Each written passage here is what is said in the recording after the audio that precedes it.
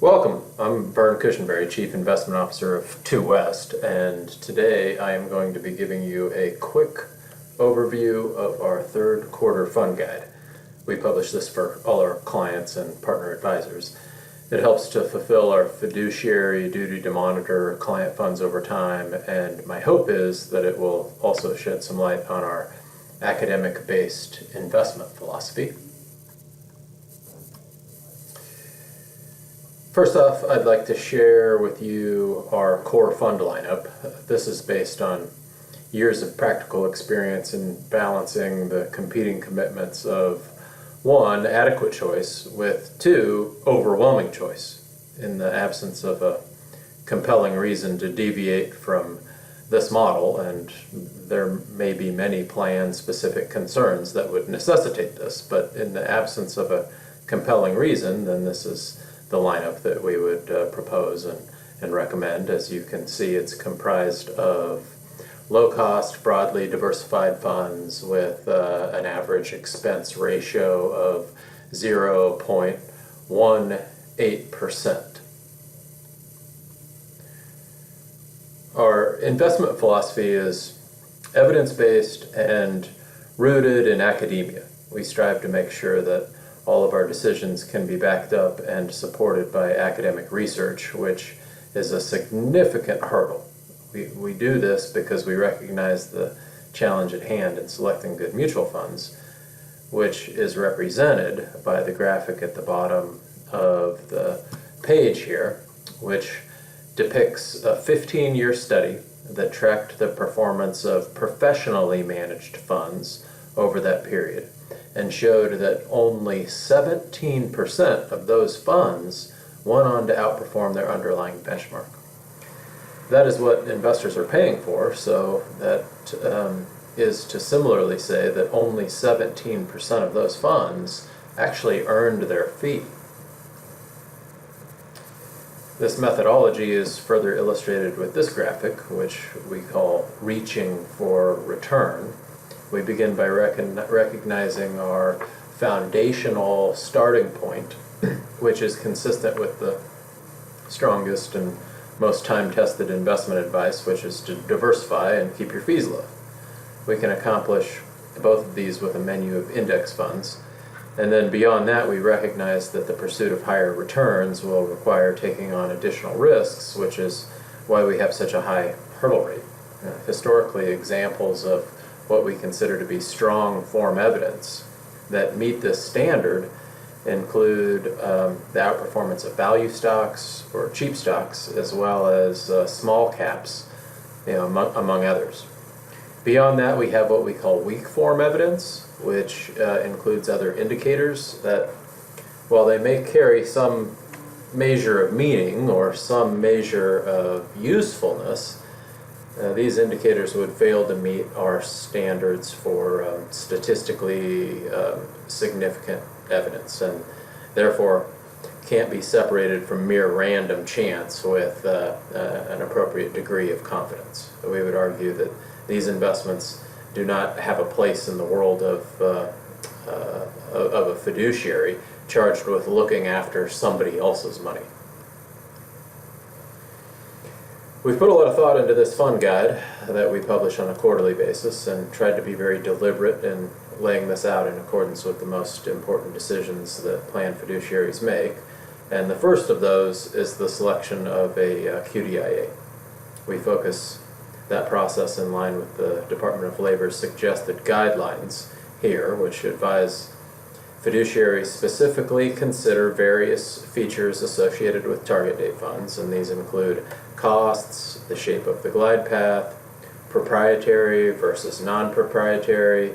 You might also hear that referred to as open architecture, which means that a solution is either all Vanguard funds in a closed architecture approach or another fund company, or they're open to various solutions and a best of breed options in each asset class. And then lastly, the DOL advises fiduciaries consider income generation and customized solutions. Our guide addresses each of these in turn over the next few pages, and I'll just make a few observations so as not to spend too much time here. Firstly, I'll just spend a second on this chart because it's quite powerful and reinforces the notion of just how important fees are to the selection process. This study at the top of the slide is entitled "The Predictive Power of Fees," and it was done by Morningstar. They looked at 6 different asset classes and divided each up into 5 quintiles, from low cost to high cost. What they found is that the higher percentage of the low-cost funds went on to outperform their peer group across every asset class. Basically, low fees win. With regard to the slope of the glide path, fiduciaries need to consider how different paths may be more or less appropriate for their participant base, given the various funding needs, level of sophistication, and other criteria that are unique to the plan. In this graphic at the bottom of the page, you can see the industry range in gray. The green line represents some of the more widely used target date funds that are available. This is not an easy decision, and there's no perfect answer when trying to choose just one path, which is one of the reasons why the DOL, the Department of Labor, advises that fiduciaries consider custom options that allow for more than just one path. Custom options have evolved over time to include data points that go well beyond just age, because no two 50-year-olds are alike, by including other data such as account balance, contributions, salary, retirement age. Participants can select a path that is consistent with their own individual circumstance and retirement readiness.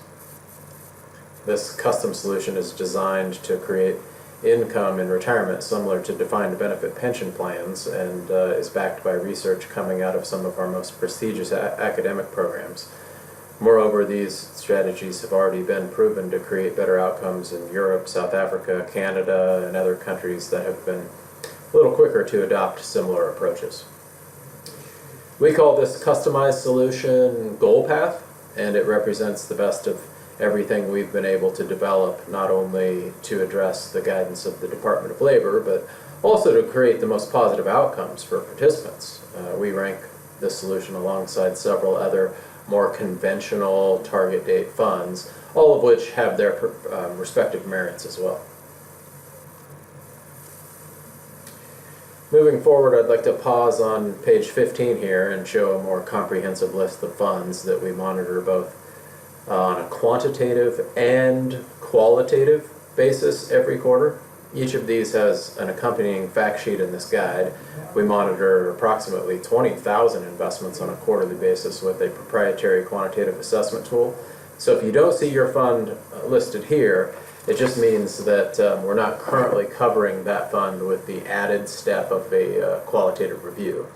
This quarter we've had no changes to this list. Everything was passing last quarter, and that holds for the current quarter as well. Notwithstanding, anytime we see volatility in a fund's performance, it's worth investigating. So I'd like to draw your attention to a couple of funds. And the first of those is the dimensional target date funds. And what I'd point out here is the shape of the glide path.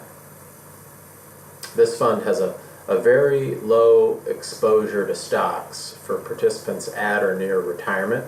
The advantage of this is that market volatility won't jeopardize somebody's retirement picture, which is good, but the drawback is that these funds appear to underperform their peers in a bull market like we've seen in the last year.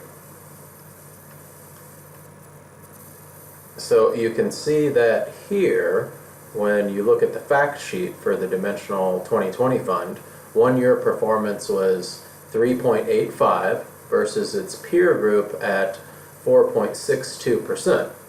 We just have to be careful that we don't fall into the trap of comparing these two numbers and drawing the mistaken conclusion that there's something wrong with the Dimensional Fund product, because no, that's not right. The Dimensional Fund is performing exactly like we would expect it to in a market like this, and investors in this fund will benefit from that same design in a down market.